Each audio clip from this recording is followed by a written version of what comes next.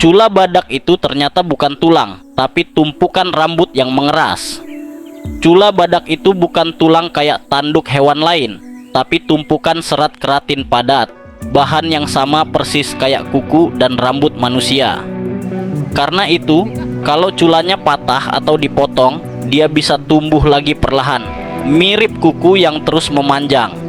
Meski badannya besar dan bertenaga, penglihatan badak sebenarnya lemah banget. Dia lebih mengandalkan indera penciuman dan pendengaran tajam, kadang dibantu burung kecil yang hinggap di punggungnya buat kasih peringatan bahaya.